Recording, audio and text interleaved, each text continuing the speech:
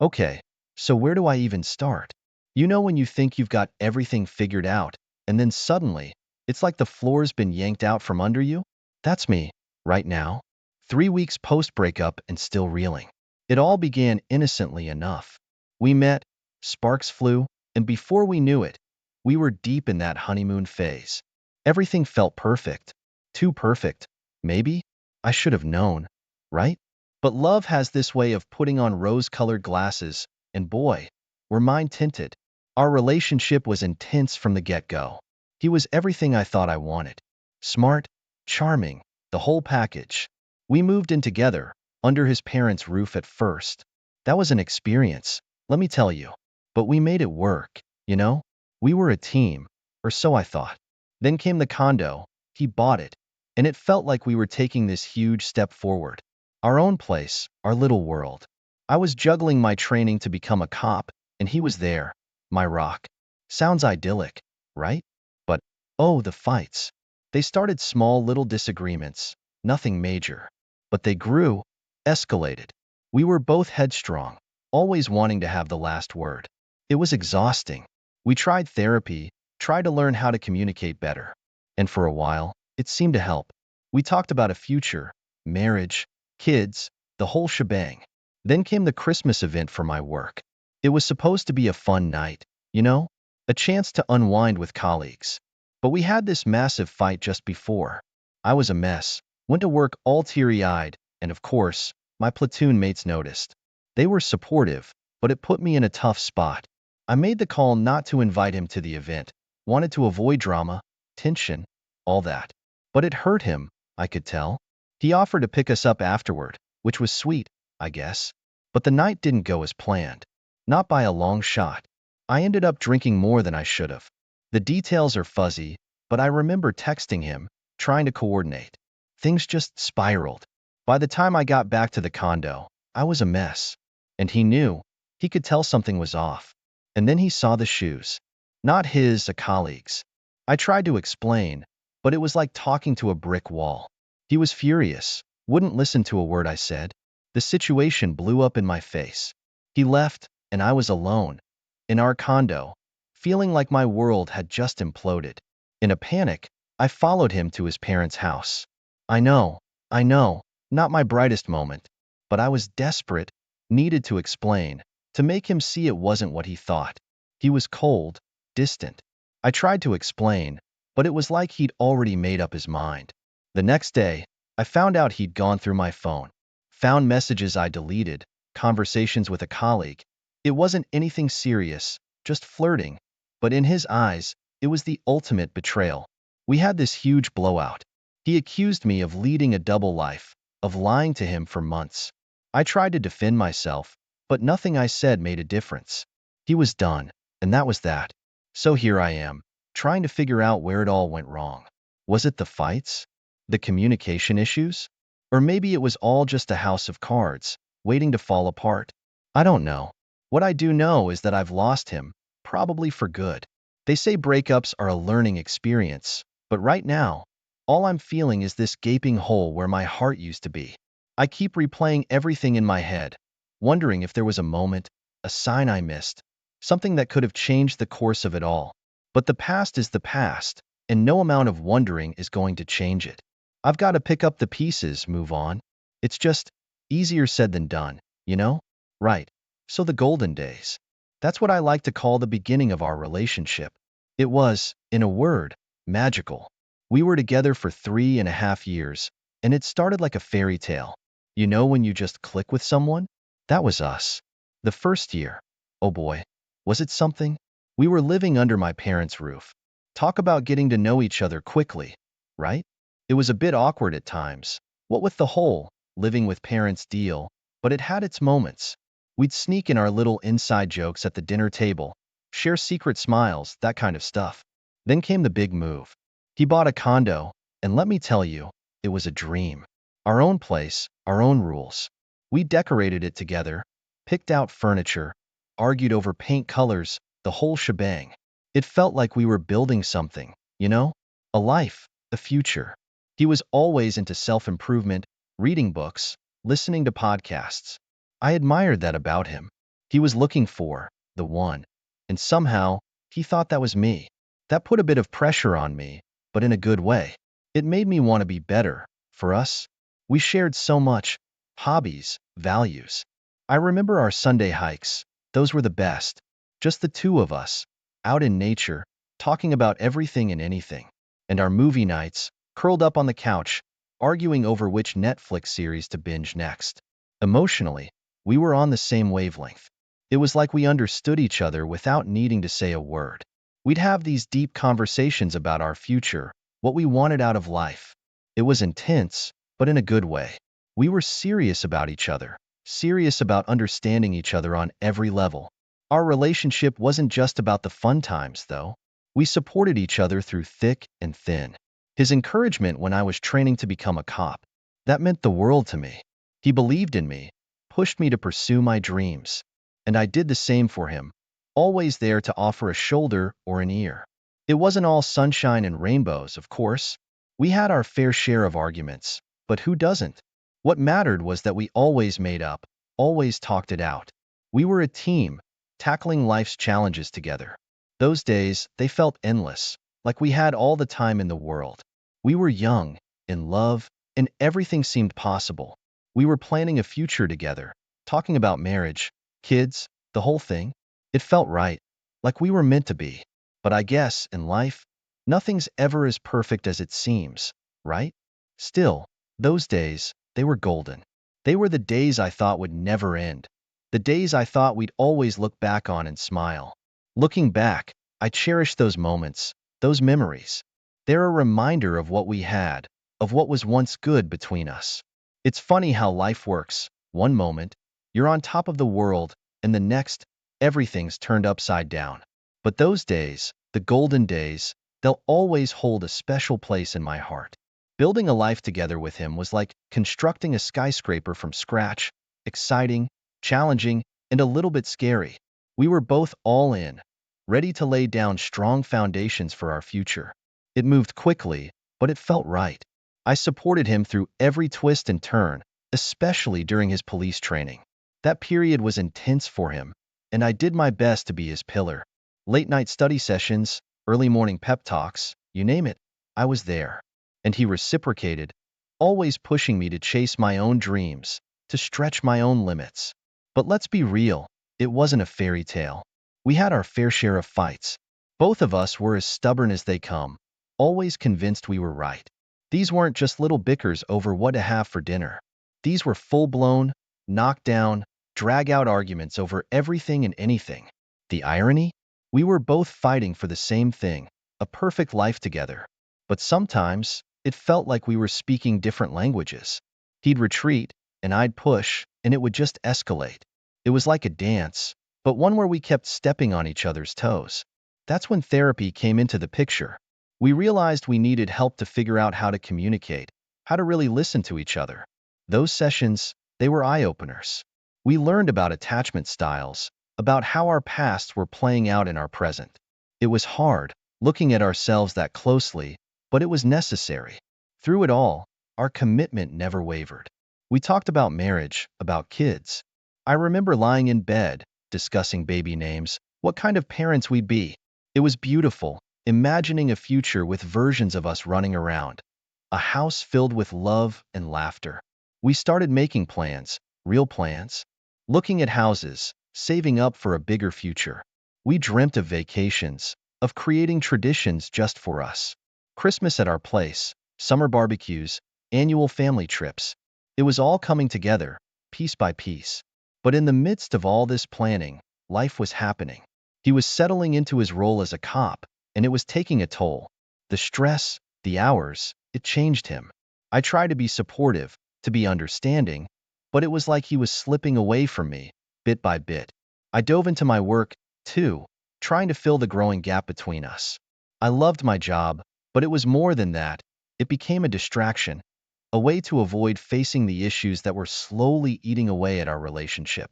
Despite the fights, the stress, we were still a team. We'd celebrate the good days with as much enthusiasm as we dissect the bad ones. We were building something, and even though the blueprint was constantly changing, it felt like it was ours. Looking back, Those days were a mix of light and shadow, moments of pure joy interspersed with bouts of frustration. But it was real, it was ours. We were building a life together, with all the messiness and beauty that entails. And for a while, it felt like nothing could shake the foundations we'd laid. But you know what they say about the best laid plans. Life has a way of throwing curveballs, and boy, did we get ours. It's funny, isn't it? How you can be working so hard towards a dream, only to find it slipping through your fingers like sand. Let me tell you about the night that everything changed, the night that shook our world. It was December, chilly and festive. I'd been a cop for about a year, and there was this big Christmas event planned at a local bar. A night for all of us in the force to let loose a bit, you know? But before that night, we had this huge fight. It was one of those blow-ups where you can't even remember what started it.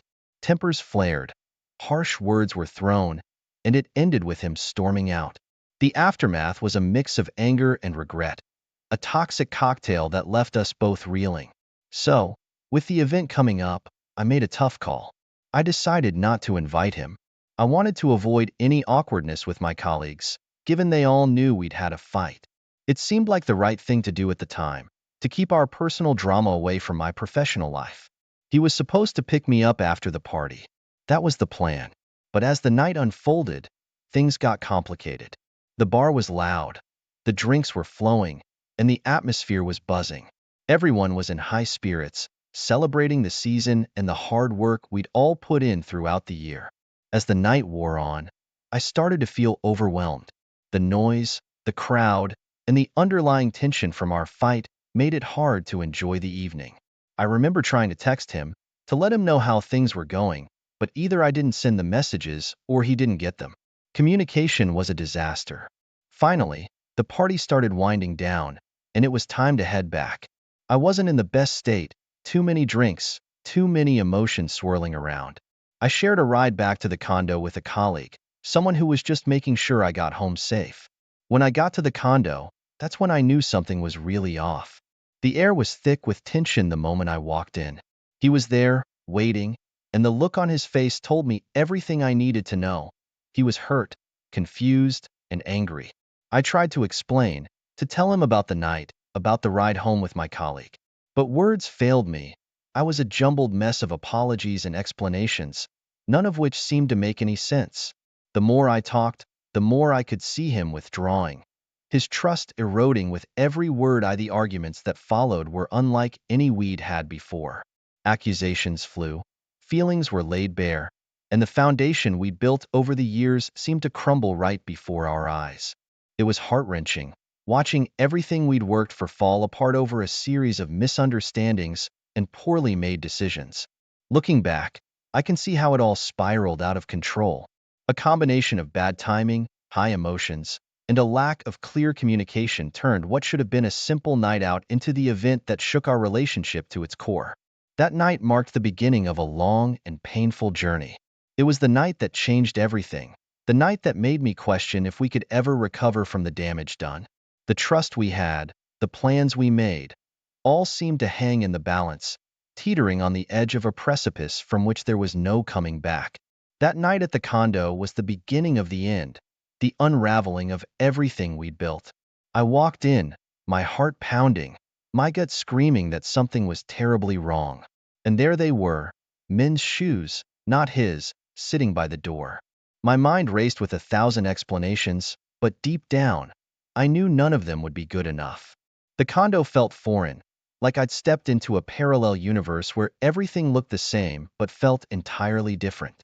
I could sense his presence, heavy with suspicion and hurt. And then I saw him, his face a mix of anger and disbelief. The question started, rapid fire. Whose shoes are these? Why is the bathroom locked? Each word was a dagger, and I fumbled for answers. But what could I say? The truth was complicated, messier than anything that could be explained away in a few sentences. You see, after the party, a colleague, let's call him Mark, insisted on making sure I got home safely. He was just being a friend, or so I thought. When we got to my place, he asked to use the bathroom before heading out. But then, he didn't leave. Instead, he locked himself in, claiming he was too drunk to drive home. I was trying to convince Mark to leave when my boyfriend walked in. To him, it looked like the ultimate betrayal. In his eyes, I was a liar, a cheater. He wouldn't listen to my explanations, my pleas that it wasn't what it seemed. The trust we had was shattered in those moments. The situation escalated quickly. He was yelling, demanding answers, and I was desperately trying to keep things from spiraling further out of control. I wanted to fix it, to make him understand, but it was like talking to a brick wall. Then, in a moment of panic and frustration, he called the cops. My world stopped. The thought of my colleagues, my friends, seeing me in this state, dealing with this mess, was mortifying. But there was no stopping it now. The wheels were in motion, and I could only watch as everything fell apart.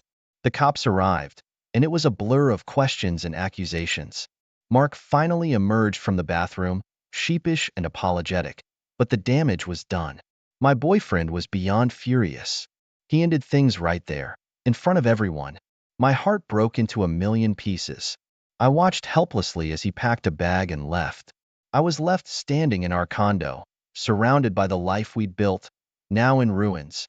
It felt surreal, like a nightmare I couldn't wake up from. The man I loved, who I thought loved me, walked out of my life over a series of misunderstandings and unfortunate events. That night was the beginning of a long, painful journey of self-reflection and healing. It forced me to confront the reality of our relationship, the cracks that had been forming long before that night. It was the unraveling of a love story, a tale of trust broken and hearts shattered. In the days that followed, I tried to reach out, to explain, to apologize. But it was too late. The damage was done, and there was no going back. The unraveling was complete, and all I could do was watch as the threads of our relationship frayed and came apart. The aftermath of that night was like navigating through a storm without a compass. He wasn't just hurt, he was livid, and rightfully so. But I needed him to hear me out, to understand the whole story. So, in a moment of desperation, I showed up at his parents' place. It was a long shot, but I had to try. Standing there, on the doorstep, I felt like a stranger. This was a place where we'd shared meals, laughter, where I'd been part of the family. Now, it felt like I was intruding. When he saw me, the look in his eyes was enough to tell me that my presence wasn't welcome. I tried to explain, to tell him about the confusion, the misunderstanding with my colleague. But my words fell on deaf ears. He was hurt, and in his pain, everything I said sounded like an excuse, another lie. The next day, while I was at work, trying to piece myself back together, he found the texts on my phone. I'd been messaging a colleague from the force. Yes, the messages were flirty, a bit too friendly, maybe, but they were harmless. Or so I thought. In his eyes, they were evidence of betrayal, the final nail in the coffin. When I confronted him about it, his anger was palpable. He accused me of leading a double life, of being unfaithful, not just physically, but emotionally. I tried to defend myself, to explain that the texts were taken out of context, that there was nothing between me and the colleague. But how could I convince him when every word I said seemed to dig me deeper into a hole? It was a mess of tears, accusations, and heartache. The man I loved, who I'd imagined a future with, now saw me as a stranger, someone he couldn't trust. All my attempts to explain, to salvage what was left of our relationship, were in vain. In his eyes, I'd become someone else, someone capable of deceit and infidelity. And no matter how much I tried to convince him otherwise, his mind was made up. The trust we'd built over the years had crumbled in a matter of days. Looking back, I can see where things went wrong. The flirty texts, the misunderstandings, the lack of communication, it was a recipe for disaster. I was at fault, too, for not being more transparent, for letting things go too far with my colleague, even if it was just through messages. The aftermath was a period of deep reflection for me. I questioned everything, my actions, my decisions, the very foundation of our relationship. It was a time of immense pain and growth, a harsh lesson in the consequences of our actions. But life has a way of moving on, even when we feel stuck in a moment. The days turned into weeks, and slowly, the intensity of the pain began to fade. I started to pick up the pieces, to learn from my mistakes, to understand that sometimes, love isn't enough to overcome the damage done. It was a hard pill to swallow, accepting that something so beautiful could end in such an ugly way. But it was a necessary journey, one that taught me about the complexities of love, trust, and forgiveness. The aftermath was more than just the end of a relationship. It was the beginning of a new chapter, one where I had to find my way back to myself. The confrontation that followed was like stepping into a battlefield, armed with nothing but the shattered pieces of our relationship. I had the evidence, those damning texts, the undeniable proof of her deceit. It was time for a face-to-face, a final showdown of sorts. I remember waiting for her, my heart pounding, my mind racing with 1,000 thoughts.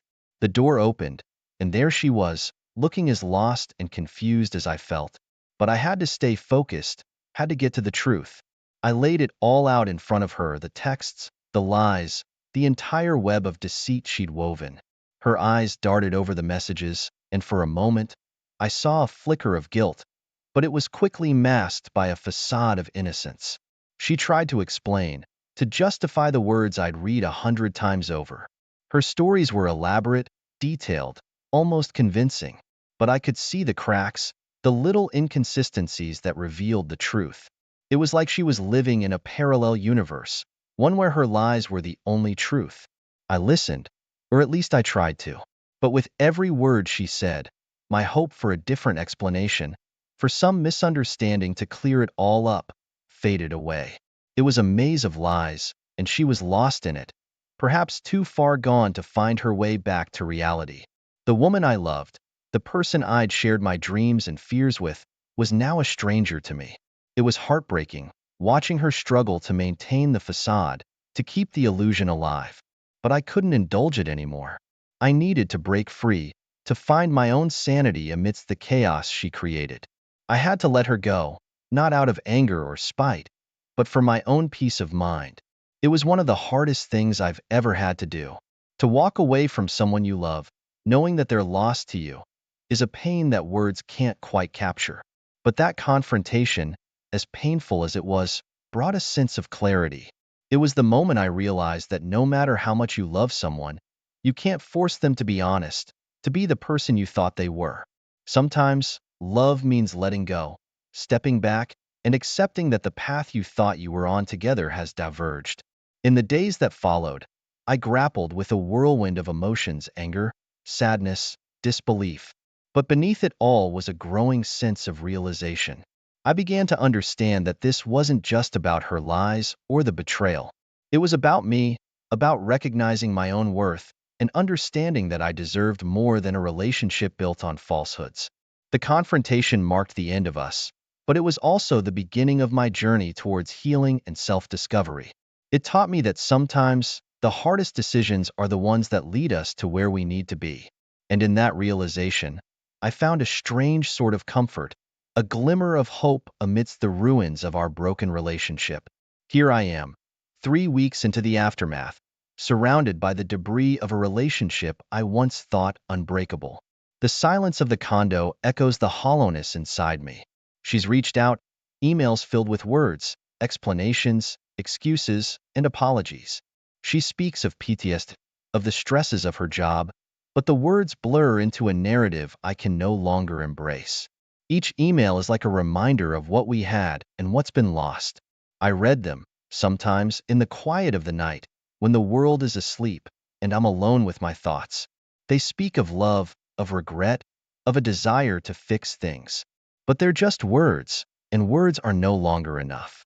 The trust we built, painstakingly, over the years, lies shattered. Like a mirror broken into 1,000 pieces, it reflects a distorted image of what we once were. I find myself wrestling with questions that have no easy answers. How do you trust again when your foundation has been rocked? How do you heal a heart that's been broken so thoroughly? Picking up the pieces isn't just about moving on, it's about rediscovery. Who am I without her? What does my future look like now that the plans we made are no more? The future, once a canvas of shared dreams, now stares back at me, blank and uncertain. In these weeks, I've taken to walking. Long, aimless walks through the city. The hustle and bustle around me are a stark contrast to the turmoil within. People go about their lives, oblivious to the internal storm I'm weathering. In these walks, I find a semblance of peace, a momentary escape from the chaos of my thoughts. I've started seeing a therapist, too. It wasn't an easy step to take, admitting I needed help, but it's been a lifeline. Through these sessions, I'm learning to navigate the complexities of grief and betrayal. I'm learning that it's okay not to be okay, that healing is not a linear process. The condo, once a sanctuary of love and warmth, now feels too big, too empty. So, I'm considering a change, a fresh start. Maybe a new place, a new environment will help me turn the page to begin writing a new chapter in my life. In the stillness of the night, I sometimes find myself reflecting on the good times we shared. It's a bittersweet pill. The memories are precious, yet they're tinged with the pain of loss. But I'm learning to cherish them for what they were, a part of my journey, a part of who I've become. Rebuilding my mental health is my priority now. It's about finding joy in the small things, a good book, a cup of coffee in the morning, the smile of a stranger. It's about reconnecting with old friends, rekindling hobbies I'd set aside, rediscovering parts of myself that were lost in the weaves of our relationship. This experience, as harrowing as it's been, has also been a teacher. It's taught me about resilience, about the strength that lies in vulnerability. It's shown me that sometimes the end of something can be the beginning of something else, something new, something unexpected. So, here I am, picking up the pieces, one day at a time. The road ahead is uncertain, perhaps a little scary, but also filled with possibilities. The journey of healing isn't easy, but it's a journey I'm ready to embark on, armed with newfound wisdom and a heart that's slowly, but surely. Hey, buddy, let me tell you about something wild that happened. I begin, leaning back in my chair, the memory still fresh as if it happened yesterday. You see, a few months back, during one of those mundane workdays that blend into each other, I was grabbing a coffee in the break room when my colleague Stefan, a guy I've known but not really known, you get me? He starts chatting about the usual deadlines, the new intern, the weather. Then, out of nowhere, he drops this bombshell about his open marriage. Yeah, you heard that right. Open as the sky. It shocked me, you know?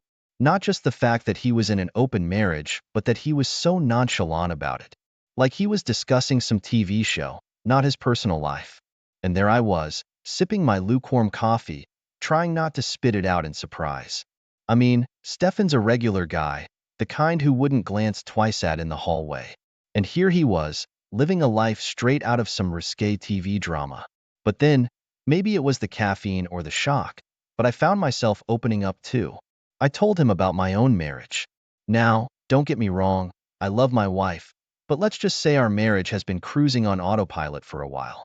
The excitement, the thrill, that's been Mia for some time. And before I knew it, I was confessing to Stefan how I craved some spice in my life, something to break the monotony. You should have seen his face. It was like I'd given him the last piece of a puzzle. He leans in, lowers his voice, and says, if you ever want to talk or, explore, I'm here. It was like an unspoken invitation to a secret club, one I didn't know I wanted to join until that moment. In the weeks that followed, things between Stefan and me changed. There was this unspoken understanding, a connection that hadn't been there before. We started chatting more, not just about work but about life, desires, boundaries, and, well, opportunities. Our conversations became the highlight of my otherwise predictable days. And then, one afternoon, as I was about to leave the office, my phone buzzed. A message from Stefan. Fancy a drink after work? Just two guys unwinding. Nothing serious. I stared at the screen, my heart racing. This was it, the point of no return. Part of me screamed caution, but the other part? It was already out the door, driven by curiosity and an unquenchable thirst for something new. So, I texted back, sure, why not? And with that simple reply, I stepped into a world that was about to turn everything I knew on its head. As I drove to the bar, my mind was a whirlwind of thoughts. What was I doing? Was this a mistake? But then, I remembered Stefan's calm, confident demeanor, how he seemed to have it all figured out. And I thought, maybe, just maybe, this was exactly what I needed. The bar was dimly lit. the kind of place where secrets are shared and left within its walls. Stefan was already there, nursing a drink, looking as relaxed as ever. As I sat down and ordered my drink, I realized this wasn't just a casual after-work drink. This was the beginning of something, a journey into uncharted territory. And as Stefan raised his glass, his eyes meeting mine, I knew there was no turning back. Cheers, he said, to new experiences and secret invitations. And with that, we drank, the clink of our glasses echoing like a starting gun to a race I never knew I was running. You see, after that first drink with Stefan, things took a turn. I mean, they really started escalating, but not in the way you might think. It was all about the texts. Yeah, those little messages we shoot back and forth without a second thought. Initially, it was all pretty innocent. A joke here, a funny meme there, you know, the kind of stuff you'd send to any coworker to break the monotony of the day. But as days turned into weeks, the nature of our texts started to shift. It was subtle at first, like a gentle nudge towards something more. We moved from jokes to personal stuff, talking about our lives outside work, our interests, and gradually, our desires. And man, let me tell you, words can be powerful. We were like two authors of our own little private novel, each message adding a line, a paragraph, a chapter to this story we were weaving. Every ping of a new message sent a jolt of excitement through me. What had he written now? What was I going to say back? It was like a game, each of us pushing the boundaries a little further with every exchange.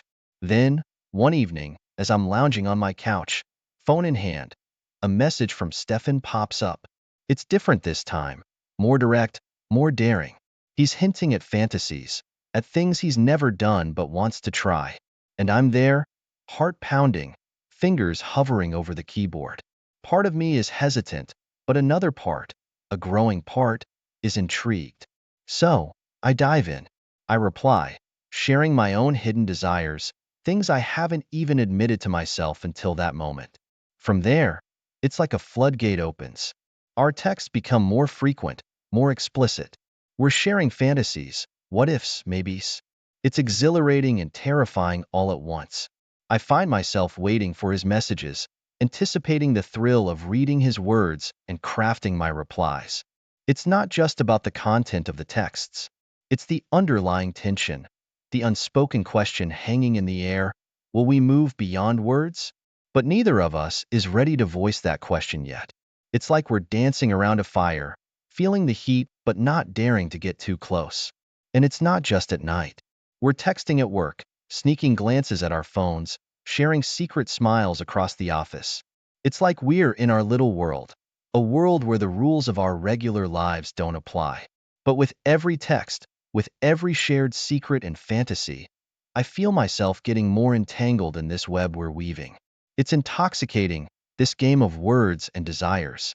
But deep down, I know games like this can't go on forever. Sooner or later, something's got to give, and part of me is scared to find out what that something is. Yet, I can't stop. I don't want to stop. Stefan's texts have become a highlight of my day, a thrilling escape from the mundane. And as we push the boundaries further, I start to wonder where this is all leading. Are we heading towards something real, something tangible? Or is it just a fantasy, a fleeting escape that'll vanish like smoke? Hey there, dear readers.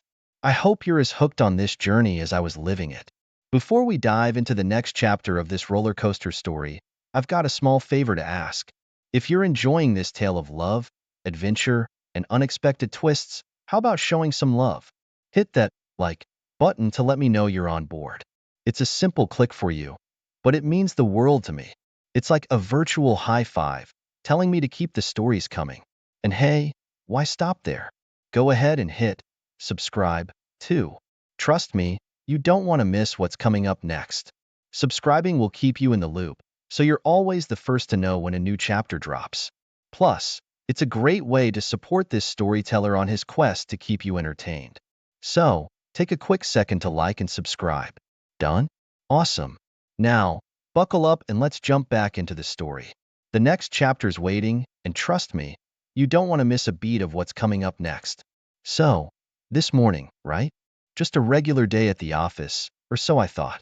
I'm standing there by the coffee machine, trying to wake myself up with that first caffeine hit. It's the usual scene. The hum of the machine, the faint chatter from the cubicles. Nothing out of the ordinary. But then, Stefan walks in. Now, remember all those texts we've been exchanging? Yeah, they've kind of changed the game between us. There's this electric current of anticipation whenever we're near each other now. So, he comes over, casual as ever, but with this glint in his eye. We exchange the usual good mornings, a bit of small talk about the latest project, but the whole time, there's this tension, thick enough to cut with a knife. I'm pouring my coffee, trying to act nonchalant, when suddenly, he does it. In a move so swift and bold it takes my breath away, Stefan leans in and plants a kiss on me. It's quick, barely a few seconds, but man, it's intense. Like a bolt of lightning straight to my core. I'm stunned, coffee halfway to my lips, as he pulls away. He gives me this sly smile, a twinkle in his eye, and then just walks away like nothing happened. And I'm left there, heart racing, mind spinning. Did that really just happen? In the middle of the office, no less? For the rest of the day, I'm buzzing. I can't focus on my work, can't shake the feeling of his lips on mine. It's like he's ignited something inside me, something wild and reckless. I keep replaying the moment in my head, each time feeling that jolt of electricity. It's crazy, the effect a single kiss can have. It's like we've crossed a line, stepped into new territory, and there's no going back now. I find myself glancing at him throughout the day, our eyes meeting in silent acknowledgement of what happened. And the texts? They take on a new intensity after that. We're bolder now, more open in expressing our desires. The kiss has opened a door, and we're both eager to see what's on the other side. But it's not just lust. There's this connection, this understanding between us that's hard to put into words. It's like we're on the same wavelength, riding the same wave of excitement and anticipation. As the day winds down, I find myself reluctant to leave. The office has become a charged space, a place of secret glances and unspoken promises. But eventually, I have to go home, back to my regular life. Driving back, I can't help but smile to myself. Stefan's sneaky kiss has turned an ordinary day into something extraordinary. It's a reminder of unpredictability of life, of the surprising turns it can take when you least expect it. But there's also a part of me that's wary. We're playing with fire, Stefan and I, and as thrilling as it is, I can't help but wonder if we're going to get burned. So, I head home, the memory of the kiss still lingering on my lips, a promise of more to come. And I know, deep down, that this is just the beginning. There's no telling where this path will lead us, but one thing's for sure, it's going to be one hell of a ride. You see, after that electrifying kiss at the office, Stefan and I, we're like two magnets drawn to each other. And then comes the text, that one message that changes everything. It's late evening, just a regular Tuesday, or so it seems. I'm lounging on the couch, half watching some show on TV, when my phone buzzes. It's a message from Stefan, and man, it's like something out of a spy novel. Meet me tomorrow, parking lot by the old sports field, 8 p.m. Don't be late. I mean, talk about cloak and dagger, right? My first reaction? It's a mix of excitement and nerves. A secret rendezvous. Really? It sounds so clandestine, so forbidden. But that's the thrill of it, isn't it? The secrecy, the sneaking around. It's like we're characters in our own little thriller. So, the next day rolls around, and I'm a bundle of nerves. All day at work, I'm distracted, my mind racing with thoughts of the evening. What's going to happen? Is this really a good idea? But there's no backing out now. The curiosity, the desire, it's too strong. I leave work, and the drive to the sports field feels surreal, like I'm floating outside of my body. My heart's pounding in my chest, a drumbeat of anticipation. And then, I'm there, at the parking lot, just as the sun's starting to dip below the horizon. The lot's nearly empty, just a few scattered cars, and there, under the glow of a flickering street lamp, is Stefan's car. It's like a scene straight out of a movie. I park next to him, our car side by side in the fading light. I sit there for a moment, trying to calm my racing heart. This is it, the moment of truth. I take a deep breath and step out of the car. The air is cool, The sky a canvas of purples and oranges as the day fades into night. Stefan's already there, leaning against his car, looking cool as a cucumber. How does he do it, I wonder? How does he stay so calm when I'm here, practically buzzing with nerves? Hey, he says, a small smile playing on his lips. His voice is casual, but his eyes, they're intense, like he's looking right into my soul. We don't waste time with small talk. There's an unspoken agreement between us, a mutual understanding of why we're here. He nods towards a path that leads into a wooded area beside the field. Shall we? He asks, and I nod, following him into the shadows. As we walk, the sounds of the city fade away, replaced by the rustling of leaves and the distant chirping of crickets. It's like we're stepping into another world, a secret world just for us. We don't go far, just far enough to be hidden from prying eyes. And then, he turns to face me, and I see that same desire in his eyes that I feel burning inside me. What happens next? Well, it's a blur of sensations and emotions. The thrill of the forbidden, the rush of crossing a line we both know we shouldn't. It's intense, passionate, like we're trying to make up for all the time we've spent dancing around each other. And when it's over, when we're standing there in the quiet of the night, catching our breaths, there's a moment of clarity. This isn't just a fling, a one-time thing. This is something more, something deeper. We've opened a door we can't close, and neither of us knows what lies on the other side. But as we walk back to our cars, there's a sense of satisfaction, of fulfillment. We've crossed a threshold, and there's no turning back now. So, I drive home, the memory of the night still fresh in my mind, a secret smile on my lips. Stefan and I, we've started something dangerous and exciting, and I can't wait to see where it leads. This is about that time Stefan and I decided to take our little adventure into the woods. Sounds like something out of a movie, right? But there we were, making it happen. So, I arrive at the designated spot, right? It's this secluded area just on the outskirts of town, near the woods. Stefan's already there, waiting like some character from a spy thriller. He's got this look in his eye, a mix of excitement and something else, anticipation. Maybe? We don't waste any time. He nods towards the woods, and we start walking, sneaking off the path like a couple of teenagers up to no good. The whole thing feels surreal, like we're actors in some dramatic scene. The sun's setting, casting long shadows through the trees, and there's this chill in the air that makes everything feel more intense. As we walk deeper into the woods, the sounds of the city fade away, replaced by the rustle of leaves and the occasional distant call of a bird. It's like we're entering another world, one where the rules of our normal lives don't apply. We find this spot, kinda hidden away, surrounded by trees. It's like nature's own little private room. And man, the tension between us is so thick you could cut it with a knife. We're both aware of what's about to happen, but there's this unspoken agreement to not rush it. We start off slow, just talking, but even our words are charged with this energy, this unspoken desire. And then, without warning, things escalate. It's like a dam breaking. All that pent-up tension and longing just flooding out. The next thing I know, we're all over each other.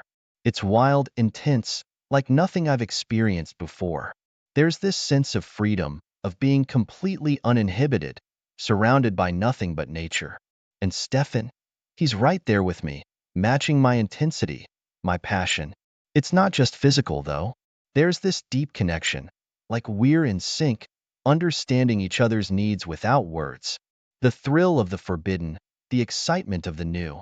It all combines into this electric experience that's hard to describe. But as intense as it is, there's also this undercurrent of fear. Fear of being caught, fear of the consequences. It adds to the thrill, sure, but it's also a stark reminder of the reality waiting for us outside these woods. Afterward, as we're catching our breaths, sitting there amidst the fallen leaves and the quiet of the forest, there's this moment of clarity. We've crossed a line, gone beyond a point of no return. What does this mean for us, for our lives outside these woods? That's the question hanging in the air, unasked but heavily present. We make our way back to the path in silence, each lost in our thoughts. The walk back to the car feels like a return to reality, to the world we left behind when we stepped into the woods. As I drive home, the whole experience feels like a vivid dream. But it's a dream that's left its mark, a memory that's etched deep into my being. Stefan and I, we ventured into uncharted territory, and there's no map for what comes next. The memory of it still sends shivers down my spine.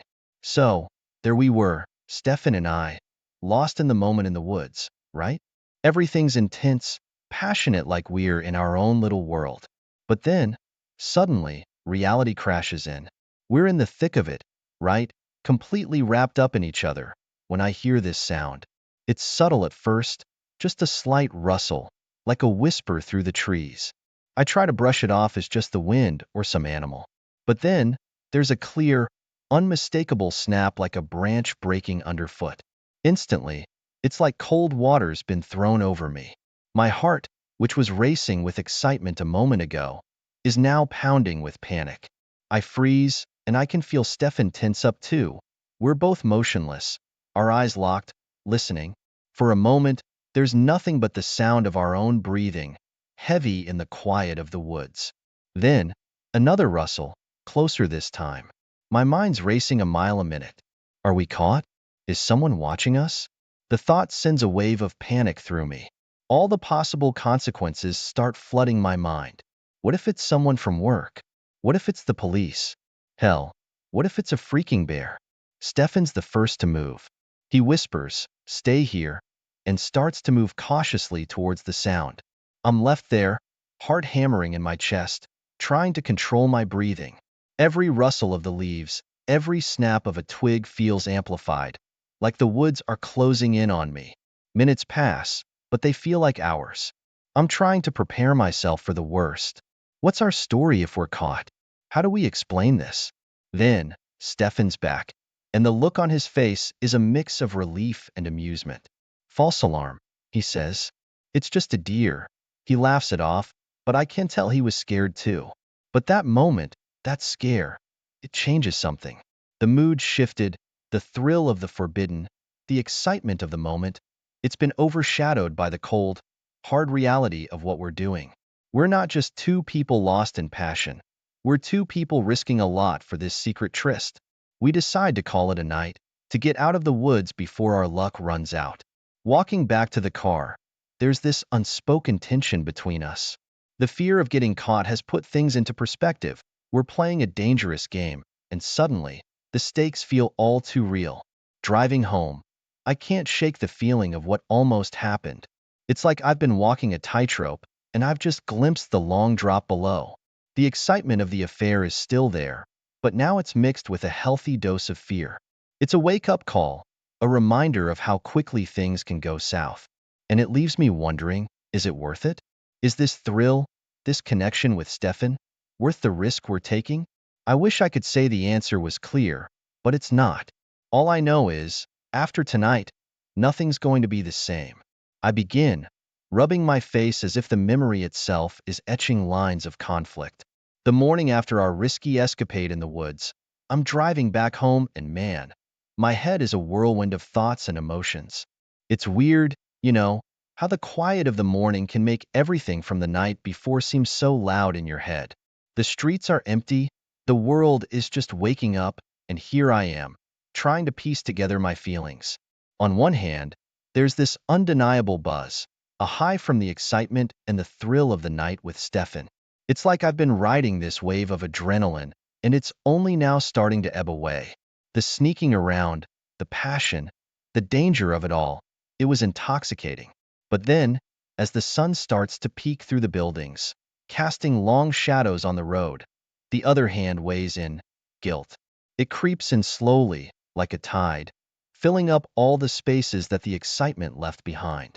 Guilt about my wife, about the double life I'm leading, about the risks I'm taking. It's a cocktail of emotions, and I'm not sure I'm ready for the hangover. The drive home feels longer than usual. Every red light is a moment to think, to reflect, to question. What am I doing? Is this really worth it? The thrill of the affair is undeniable, but so is the reality of my life outside of those stolen moments with Stefan. By the time I pull into my driveway, the sky is a canvas of pinks and oranges, A new day beginning as another one ends. I sit in my car for a moment, collecting myself, trying to switch back into the role of the husband, the family man. Walking into the house, I'm greeted by the familiar, the smell of coffee, the sound of the morning news on TV. My wife's there, in her robe, looking as beautiful as ever. She smiles at me, a simple, loving smile, and it's like a punch in the gut. Does she know? Can she see the guilt on my face? I force a smile, mutter something about a long night at work. The rest of the morning is a blur. I go through the motions, breakfast, small talk, the usual morning routine. But my mind is elsewhere, stuck in the woods, in the car, on the empty streets at dawn. I'm torn between two worlds, and the strain of it is starting to show. I can feel it, a growing divide between the life I have and the life I'm leading on the side. And I wonder, how long can I keep this up? How long before something gives? As I leave for work, kissing my wife goodbye, I realize that I'm standing at a crossroads. One path leads back to the thrill, the excitement, the danger of Stefan. The other, back to the safety, the comfort, the routine of my marriage. But the choice isn't as clear as it seems. Each path is tangled with emotions, with consequences, with parts of me that I'm still trying to understand. And as I drive off, the morning sun now fully risen, I know that the decision I make will change everything. In the days following our secret rendezvous in the woods, things at work start to get, let's say, a bit off kilter. I walk into the office, trying to keep my cool, act normal, you know? But there's this vibe, this undercurrent that something's not quite right. Stefan's there, and he's acting weird, like he's got this invisible barrier around him. We exchange this awkward, hey, and nothing more. Gone are our casual chats by the coffee machine, the inside jokes shared over lunch. It's like we're two strangers who just happen to work at the same place. And it's not just Stefan. I start noticing these looks from other colleagues. You know, the kind, quick glances, hushed conversations that stop when I walk by. It's like I've become the main character in some office drama that I didn't audition for. I try to shake it off, tell myself I'm just being paranoid. But as the day goes on, it becomes harder to ignore. It's like there's this unspoken thing hanging in the air, this sense that everyone knows something they shouldn't. I'm sitting at my desk, trying to focus on work, but my mind's all over the place. What if people have figured out about Stefan and me? What if word's gotten out? The thought sends a chill down my spine. I mean, it's one thing to have an affair, but it's another thing entirely for it to become office gossip. Lunchtime rolls around, and I head to the break room, hoping to clear my head. But the moment I step in, the conversation stops. There's this awkward silence, then this forced, casual chit-chat. It's like I've walked onto the set of a bad sitcom. I grab my coffee, exchange some half-hearted pleasantries, and get out of there as fast as I can.